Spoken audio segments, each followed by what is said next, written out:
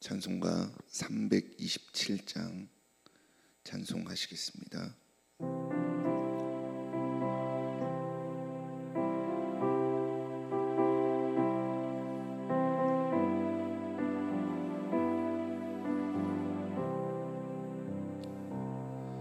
주님 주실 화평 믿음 얻기 위해 너는 정성껏 기도했나.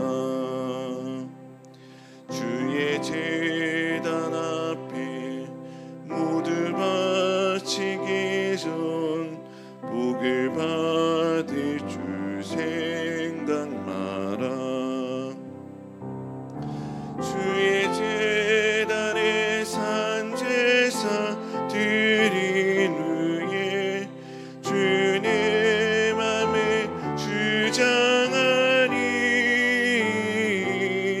주의 뜻을 따라 그와 동행하면 영생 복락을 누리겠네.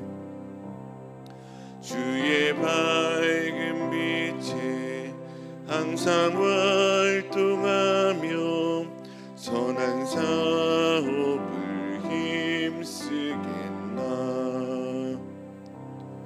자유 얻으려면 주의 뜻을 따라 너의 모든 것 희생하라. 주의 제단에 산제사 드린 후에 주의 맘을 주장하니 주의 뜻을 따라 그와 동행하면 영생 복락을 누리겠네. 주의 제단 앞에 모두 바친 후에 주와 온전히 사귀겠네. 주님 주신 기쁨 또한 그의 사랑 어찌 말로 다 형용하랴. 주의 제단에 산제사 드린 후에 주의 맘을 주장하니 주의 뜻을 따라 그와 동행하면 영생 복락을 누리겠네. 참 좋으신 사랑의 하나님 아버지, 오늘도 우리를 하나님의 성전으로 불러주시고 하나님을 예배하고 하나님의 말씀을 듣게 하시니 감사합니다. 하나님의 예배로 하루를 시작하는 우리들의 삶을 복되게 하시고 오늘도 하나님과 동행하며 영생과 하나님의 축복과 은혜를 누리는 복된 날 되게 하여 주옵소서. 하나님 아버지, 주님께서 우리에게 맡겨주신 귀한 사명이 있습니다. 그 사명이 때로는 우리에게 부담이 되고 우리가 받아들이기 힘든 어려운 사명일 수 있지만 그럼에도 불구하고 하나님께서 맡겨주신 사명 감사함으로 감당할 수 있는 담대한 믿음을 허락하여 주옵소서. 주님의 말씀을 듣는 것이, 주님의 말씀에 순종하는 것이 하나님께 예배하는 것보다 더 낫다는 것을, 그 말씀을 기억하고 우리는 더욱더 순종하는 삶을 살게 하시고 하나님의 말씀에 민감하게 반응하며 주님의 뜻을 따라 살아가는 우리들 모두가 되게 하여 주옵소서. 우리의 연약함을 도와주시고 하나님 아버지께서 우리에게 힘 주시고 능력 주셔서 언제나 주님의 기쁨이 되는 삶을 선택하며 그러한 삶으로 하나님께 영광 돌리는 우리들 모두가 되도록 인도하여 주옵소서. 하나님의 말씀을 듣기를 원합니다.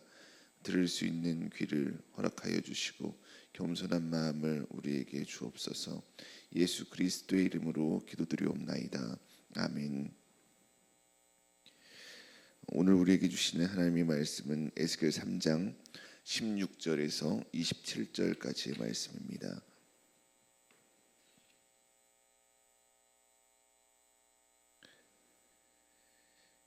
한 목소리로 합독하겠습니다. 7일 후에 여호와의 말씀이 내게 임하여 이르시되 인자야 내가 너를 이스라엘 족속의 파수꾼으로 세웠으니 너는 내 입의 말을 듣고 나를 대신하여 그들을 깨우치라.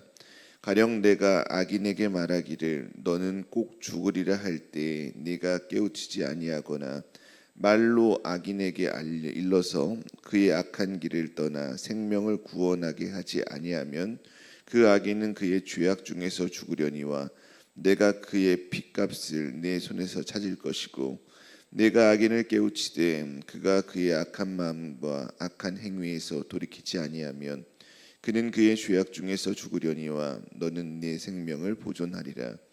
또 의인이 그의 공의에서 돌이켜 악을 행할 때에는 이미 행한 그의 공의는 기억할 바 아니라 내가 그 앞에 거치는 것을 두면 그가 죽을지니 이는 내가 그를 깨우치지 않음이니라. 그는 그의 죄 중에 죽으려니와 그의 핏값은 내가 내 손에서 찾으리라. 그러나 내가 그 의인을 깨우쳐 범죄하지 아니하게 하므로 그가 범죄하지 아니하면 정령 살리니 이는 깨우침을 받음이며 너도 내 영혼을 보존하리라.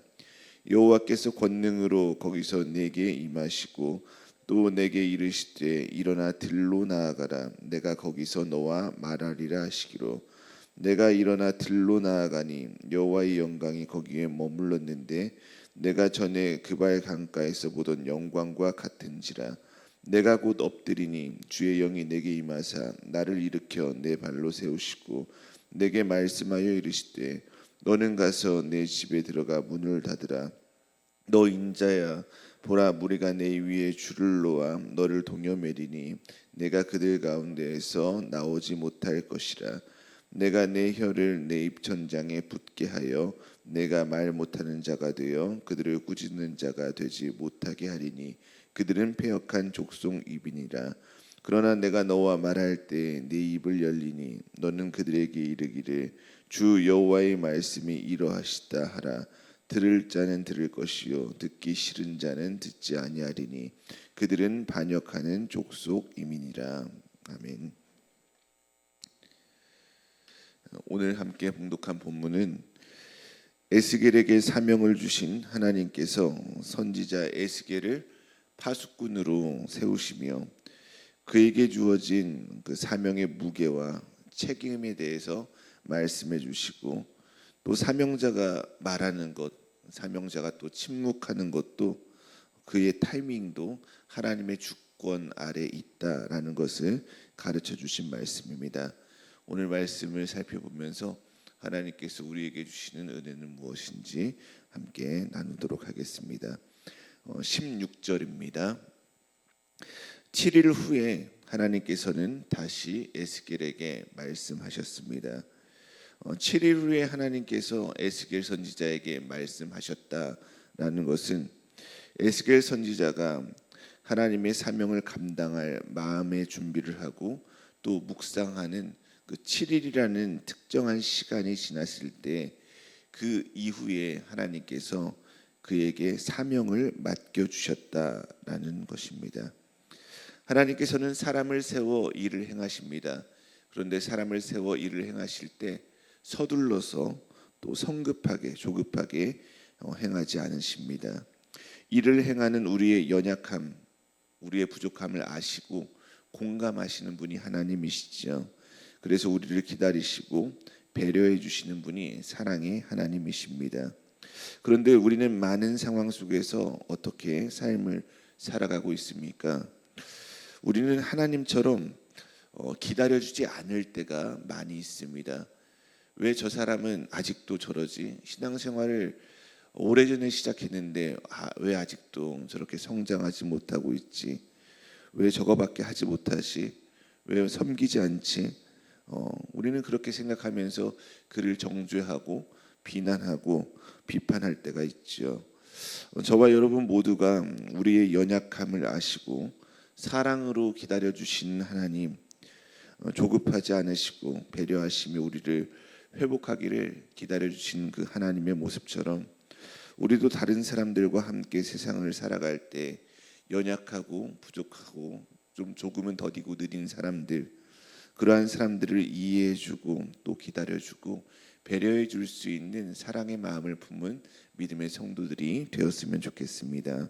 17절입니다. 하나님께서는 마음의 준비를 하고 또 묵상의 시간을 가진 에스겔에게 구체적으로 사명을 주셨습니다. 너를 파수꾼으로 세웠으니 내 입의 말을 듣고 나를 대신하여 그들을 깨우치라라는 것이죠. 고대 이스라엘에서 파수꾼은 성벽 위에 서서 밤이나 낮이나 그곳에서 적이 오는지를 살펴보았습니다. 그러다가 적이 올 때면 나팔 소리를 크게 불어서 경고를 했는데 성 안에 있던 사람들은 파수꾼의 그 경고의 나팔 소리를 듣고 전쟁을 준비하고 또 대비할 수가 있었습니다. 에스겔을 파수꾼으로 세웠다라는 하나님의 말씀은 그를 군사적인 파수꾼이 아니라 영적인 파수꾼으로 세웠다라는 말씀입니다. 적을 보고 나팔을 불어서 사람들에게 경고하는 것이 아니라 하나님의 말씀을 듣고 그 말씀을 그대로 사람들에게 전함으로 사람들에게 경고를 주어서 그들을 깨우치게 하는, 그들을 대비하게 하는 영적인 파수꾼으로 세우셨다라는 말씀이지요. 당시 이스라엘 백성들은 하나님의 심판으로 인해 바벨론의 포로로 끌려가 있었습니다. 포로 생활을 했어요. 하지만 그러한 생활을 하면서도 그들은 회개하지 않고 여전히 죄악을 일삼고 있었습니다. 그러니 어떻습니까? 하나님의 진노는 더욱더 쌓여갔고 그들은 이제 더욱더 큰 징계를 받을 위기에 처해 있었던 것이지요. 하지만 이스라엘 백성들은 그러한 인식조차 하지 못하고 있었습니다. 그래서 하나님께서는 이스라엘 백성들이 현재 매우 위급한 상황에 처해 있다라는 것을 깨우쳐서 그들로 구원을 얻게 하시기 위해서 에스겔을 그들을 깨우치는 파수꾼으로 세우셨다라는 것이지요. 에스겔을 영적인 파수꾼으로 세우신 하나님께서는 파수꾼의 역할과 책임에 대해서 구체적으로 말씀하셨습니다. 우리 18절 19절 말씀을 다시 함께 봉독하겠습니다.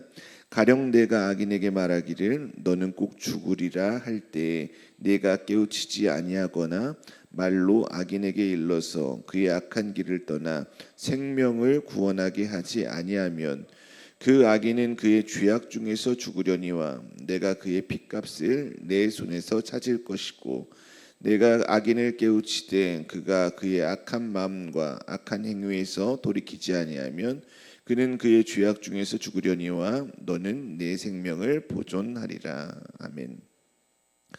18절 19절 말씀은 파수꾼의 책임에 대해서 말해주고 있습니다. 하나님께서 파수꾼에게 심판과 경고를 전하도록 하셨는데 그것을 듣고도 전하지 않고 침묵하는 파수꾼은 악인의 그 피에 대해서 책임을 지게 된다라는 것이지요. 하지만 하나님께서 주신 심판과 경고의 소리를 듣고 그것을 전한 파수꾼은 악인이 만일 회개하지 않아서 그가 그 죄악 중에 죽게 된다 하더라도 그에게 책임을 묻지 않겠다라는 말씀입니다. 그런데 이 말씀 안에는 파수꾼이 져야 할 책임, 그것을 하나님께서 말해주시고 계신데 그보다도 더 중요한 말씀이 숨겨져 있습니다. 그것은 18절에 내가 깨우치지 아니하거나 말로 악인에게 일러서 그의 악한 길을 떠나 생명을 구원하게 하지 아니하면 이라는 말씀입니다. 이 말씀은 무슨 뜻입니까? 내가 너에게 주는 말, 곧 내가 전할 말은 무서운 심판과 경고의 말이지만 그 말을 통해서 내가 정말로 원하는 것은 악인이 회개하여서 구원을 얻는 일이다라는 말씀이지요. 하나님께서 경고하시는 것은 심판하시겠다는 최종 선언이 아니라 회개의 기회를 주시려는 하나님의 은혜의 초대장임을 우리는 알 수가 있습니다. 하나님의 목적은 심판이 아니라 구원임을 믿으시길 바랍니다. 악인이더라도 죄인이더라도 그가 악한 죄악된 길에서 회개하고 돌이키기만 하면 하나님께서는 그를 살려주시고 회복하시기를 기뻐하시는 분이시지요. 보통의 사람들은 어떻습니까? 보통의 사람들은 죄를 지은 사람, 범죄자를 싫어합니다. 범죄자에게 곁을 주지를 않지요. 그에게 주홍 글씨를 새기고 기회조차 주지 않습니다. 또한 그를 악하다고 해서 나와 멀리 떨어뜨리거나 내가 속한 공동체에서 그를 끊어내려고 하지요. 하지만 하나님께서는 하나님의 말씀에 불순종하고 우상 숭배하는 악한 죄를 저지른 죄인들을 향해서도 두 팔을 벌려 그를 기다려 주시는 하나님이십니다. 죄인들에게 회개할 기회를 주시고 그가 돌아오기를 기뻐하시는 분이시지요. 누구나 회개함으로 돌아올 수 있도록 기회를 주시는 분, 그분이 저와 여러분이 믿는 사랑의 하나님이십니다. 성경을 보면 큰 잘못을 저지르고 많은 죄를 지었음에도 불구하고 그가 하나님의 은혜를 붙들고 회개하며 기도했을 때 하나님께서 그를 구원해 주시고 그를 용서해 주시는 그러한 사랑의 이야기들이 많이 기록되어져 있습니다. 요나서에 나오는 니느웨 사람들, 그들은 어떤 사람들입니까? 그들은 악한 사람들이지요. 니느웨 성은 온통 죄악으로 가득한 성이었습니다. 그런데 결국 그들은 어떻게 되었습니까? 니느웨 사람들이 요나 선지자의 말을 듣고 그들이 백성들, 왕으로부터 백성들까지 모두가 다 회개하자 하나님께서는 니느웨 성을 심판하지 않으셨지요. 다윗은 이스라엘 역사상 가장 훌륭한 성군이지만 우리아의 아내 밧세바를 범하며 간음죄를 저질렀고 또 그 죄를 덮기 위해서 간접살인을 행하는 그러한 악한 일도 행했습니다. 간음과 살인은 하나님께서 미워하시는 악한 죄이지요. 결코 작은 죄가 아닙니다. 그런데 다윗은 어떻게 되었습니까? 다윗은 그 죄로 인해서 망하지 않았습니다. 그 죄가 큰 죄였지만 나단 선지자로부터 책망을 들은 다윗이 가슴을 찢고 하나님 앞에 간절히 회개하자 하나님께서는 그를 망하게 하지 않으시고 다시 그에게 은혜를 주셔서 살아가게 하신 것이지요. 누가복음 15장에서 예수님께서 말씀하신 탕자의 비유는 하나님께서 어떠한 분이신가라는 것을 우리에게 아주 분명하게 보여주고 있습니다. 말을 듣지 않고 떠나간 아들, 속썩인 아들, 많은 돈까지 탕진하고 거짓 신세가 된 아들이지만 회개하여 그가 돌아왔을 때 그를 받아주고 그를 위해서 좋은 옷을 입히고 또 너무나 기뻐서 마을 사람들과 함께 잔치를 벌인 아버지처럼 아무리 큰 죄를 범한 죄인이다 하더라도 회개하여 돌아오는 것을 기뻐하시는 분이 바로 하나님이시다라는 것을 보여주고 있습니다. 아무리 큰 죄를 지은 사람이라 할지라도 그가 지은 죄의 크기보다 하나님께서 행하시는 용서의 크기가 더 크다라는 사실을 믿으시길 바랍니다. 하나님은 지금도 돌이키는 자를 기다리고 계십니다. 지금도 회개하는 자를 살리시기 원하시는 분이시지요. 지금도 누구든지 하나님께로 돌아오기만 한다면 다시 그가 시작할 수 있도록 기회를 주시는 분이 하나님이십니다. 하나님께서 에스겔에게 생명을 구원하는 사명을 주셨듯이 우리 믿음의 성도들에게도 동일한 사명을 주셨습니다. 우리는 우리의 가족들에게 또 우리의 자녀들에게 우리의 친구들과 이웃들에게 하나님의 사랑의 구원을 전할 사명이 있는 것이지요. 사명을 감당하는 일은 어떻습니까? 사명을 감당하는 것은 참 불편하고 힘든 일입니다. 또한 사람들에게 인기 없는 일이지요. 좀 마음 아프고 괴로운 일이 되기도 합니다. 하지만 우리가 전하는 그 하나님의 말씀을 통해 누군가가 돌이키고 회개하여서 하나님께로 돌아와서 생명의 구원을 얻게 된다면 그보다 더 보람 있고 좋은 일이 어디 있겠습니까? 하나님께서 그 모습을 보시고 얼마나 기뻐하시겠습니까? 저와 여러분 모두가 세상에 많은 사람들, 하나님의 말씀이 필요한 많은 사람들, 그들에게 회개와 은혜의 사랑의 복음을 전함으로써 많은 사람들을 그 악한 길에서 떠나 생명의 구원을 얻게 하는 우리 믿음의 성도들 모두가 되기를 주님의 이름으로 축복합니다. 18절 19절 말씀은 악인에 대해 경고할 것과 경고하지 않으면 책임을 지게 될 것이다 라는 말씀이었는데, 이어지는 말씀 20절 21절 말씀은 의인에 대해서 경고할 것과 경고하지 않으면 책임을 지게 될 것이다 라는 말씀입니다. 스포츠 경기를 보면 심판이 경고를 줄 때가 있죠. 경고는 누구에게 줍니까? 반칙을 범한 사람, 룰을 지키지 않은 사람에게 경고를 주지요. 그래서 우리는 그 경고가 악인에게 필요한 것이다 라고 그렇게 생각을 합니다. 그런데 하나님의 생각은 우리와는 다르십니다. 하나님께서는 신앙생활을 잘 하고 있는 우리 성도님들 같은 그러한 사람들에게도 경고가 필요하다라고 하십니다. 왜 그렇습니까?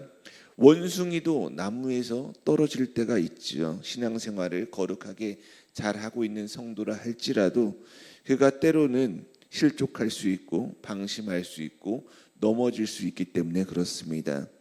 하나님께서 의인에게도 경고하라라고 하신 것은 의인들을 겁을 주려고 하시는 것이 아니라 의인을 사랑하시기 때문에 경고하라라고 하시는 것이죠. 현재의 삶을 점검함으로 끝까지 마지막까지 의로운 길을 잘 걸어가서 생명의 구원을 얻기를 바라시는 것이 하나님의 마음이기 때문에 그렇습니다. 하나님께서는 우리에게 말씀하십니다. 하나님께서 우리에게 맡기신 말씀은 악인들에게만 필요한 말씀이 아니라 믿음의 길을 잘 걷고 있는 거룩한 사람들에게도 필요한 말씀입니다. 하나님의 말씀은 우리 발의 등이요 빛이 되셔서 모든 사람이 진리의 길, 생명의 길로 나아갈 수 있도록 돕는 생명의 말씀이기 때문에 그렇지요. 믿음의 길을 걷고 있는 저와 여러분 모두가 우리의 이웃들에게 말씀을 전할 뿐만 아니라 그 말씀으로 신앙생활을 또 잘하고 있는 우리의 삶을 비춰서 우리의 삶의 방향을 늘 하나님께 고정하고 하나님께서 기뻐하시는 삶을 살아가는 믿음의 성도들 모두가 되었으면 좋겠습니다. 22절입니다. 하나님께서는 권능으로 에스겔 선지자에게 임하시고 일어나 들로 나아가라 라고 말씀하셨습니다. 거기서 에스겔 선지자에게 말하겠다라고 하셨습니다. 하나님께서는 왜 에스겔 선지자에게 들로 나아가라 라고 하신 것일까요? 들은 어떤 곳입니까? 들은 텅 빈 장소이지요. 고요한 곳입니다. 사람들의 소리가 잘 들리지 않는 곳이죠. 세상의 소음에서 벗어나 하나님의 음성에 집중할 수 있는 곳, 거기가 들이라고 볼 수가 있습니다. 오늘날로 따지면 하나님께 집중할 수 있는 곳, 하나님의 말씀에 집중하여서 하나님의 소리를 들을 수 있는 곳, 바로 교회다라고 그렇게 생각을 할 수도 있겠습니다. 23절입니다. 하나님의 말씀대로 에스겔 선지자는 들로 나아갔고 그곳에서 하나님의 영광을 보게 되었습니다. 하나님께서 명하신 자리, 하나님께서 말씀하신 곳, 그곳에 순종하며 나아갔더니 하나님의 영광을 볼 수 있게 되었고 특별한 은혜를 경험하게 되었다라는 것이지요. 하나님의 뜻을 따르거나 하나님의 명령에 순종하는 것은 아까 말씀드린 대로 쉬운 일이 아닙니다. 특히 그 명령이 나의 기대 또 내 뜻과 다를 때, 내가 싫어하는 것, 내가 원치 않는 것일 때 더욱 그렇지요. 말씀에 순종하는 것은 참 어렵습니다. 하지만 그럼에도 불구하고 우리는 하나님의 말씀에 순종해야 합니다. 하나님의 말씀에 순종하여서 들로 나아간 에스겔에게 하나님께서 말씀해 주시고 하나님의 영광을 보여주신 것처럼 하나님의 말씀에 순종하는 이에게 하나님께서는 하나님의 영광을 보여주시고 그에게 하나님의 은혜를 나타내 주시기 때문에 그렇습니다. 우리 성도님들에게 때로는 걸림이 되는 그러한 말씀이 있으십니까?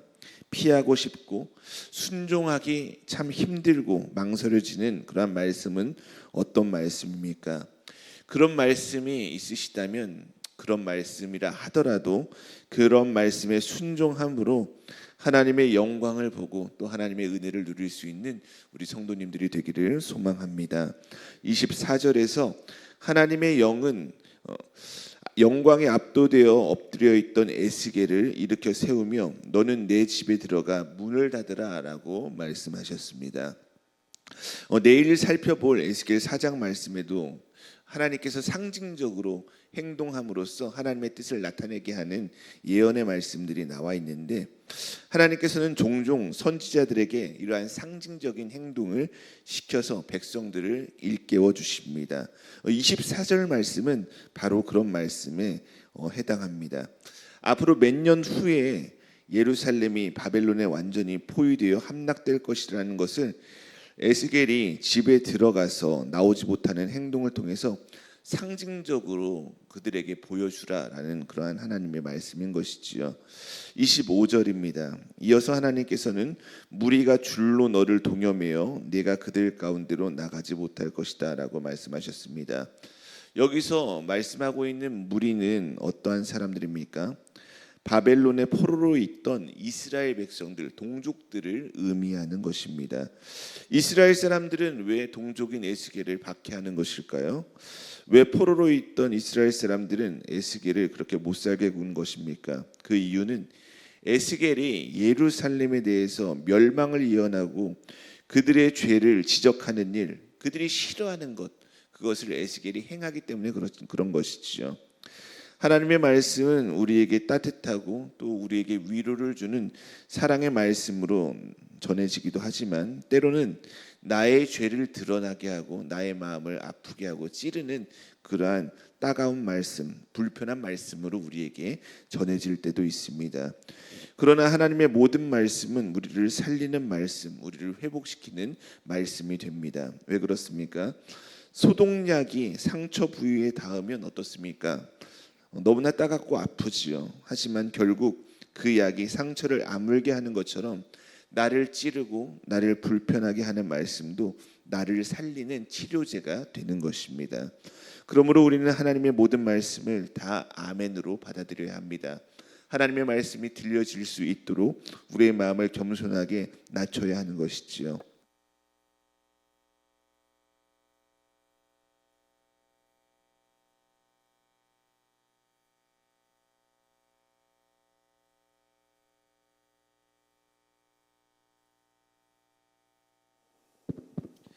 내가 듣기 좋은 말씀만 받아들이는 것이 아니라 나에게 불편하게 다가오는 말씀도 다 받아서 순종하며 따를 때 우리는 더욱더 하나님 말씀 앞에 온전한 그리스도인으로 설 수 있기 때문에 그렇습니다.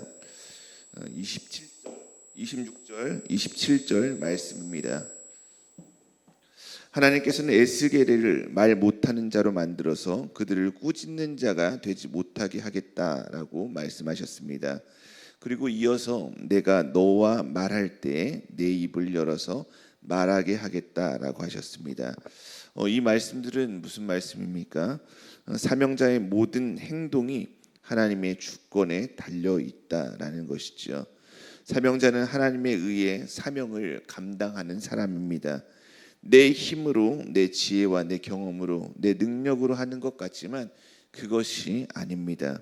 하나님께서 허락하지 않으시면 우리는 무엇도 행할 수 없는 연약한 사람들이지요.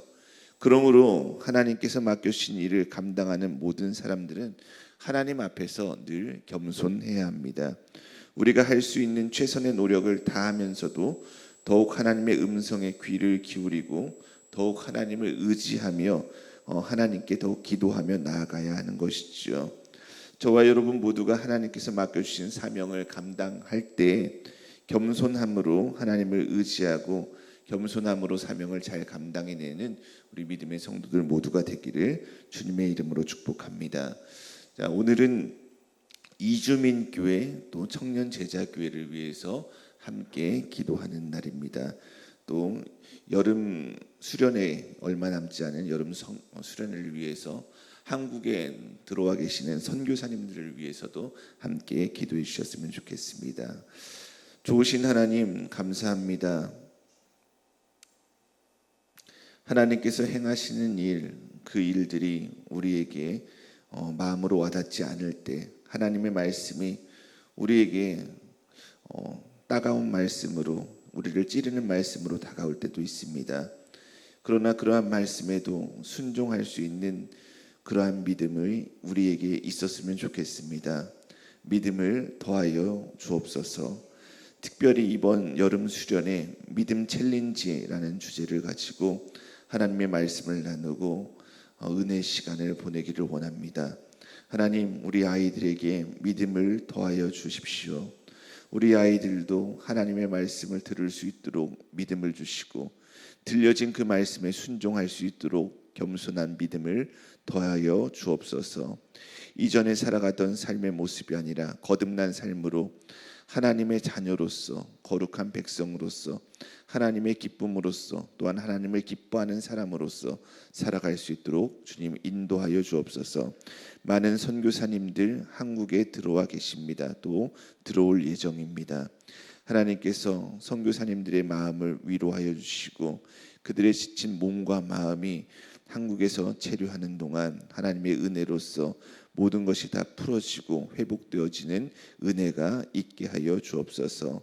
하나님 아버지, 회복이 필요한 선교사님들 하나님께서 건강을 지켜주셔서 새 힘을 얻게 하시고 아물게 하시고 온전히 회복되어서 새 힘과 능력으로 더욱더 하나님이 맡기신 사명 마지막까지 잘 감당해낼 수 있는 우리 선교사님들 될 수 있도록 인도하여 주옵소서. 이주민교회 청년제자교회를 위해서도 기도합니다. 하나님 아버지, 주님의 사랑이 필요한 이주민들 먼 곳 타국에 와서 하나님 아버지 힘들고 외로운 생활을 하는 자들 외로운 그들과 친구가 되어 주옵소서. 또한 우리 예훈교회가 외로운 그들에게 곁을 내줄 수 있는 친구가 되어줄 수 있는 그러한 교회가 역할을 감당하는 교회가 되게 하여 주옵소서. 우리 예훈교회를 통하여서 그들의 마음에 쉼을 얻고 특별히 하나님을 알게 되는 놀라운 은혜가 있게 하여 주옵소서. 많은 청년들이 있습니다. 하나님 아버지, 그 청년들을 기억하여 주시고 힘든 삶의 자리에서도 하나님을 기억하여서 청년의 때에 창조주 하나님을 기억함으로 언제나 믿음의 길을 걸어나감으로 하나님께 영광 돌리는 우리 청년들이 되게 하시고 군복무하는 많은 청년들 주님께서 그들의 건강을 지켜주시고 그들과 임마누엘로 동행하여 주셔서 그곳에서도 하나님의 영광을 바라보고 하나님의 말씀에 순종함으로 하나님의 은혜를 누리는 청년들 모두가 되게 하여 주옵소서. 예수 그리스도의 이름으로 기도드리옵나이다. 아멘.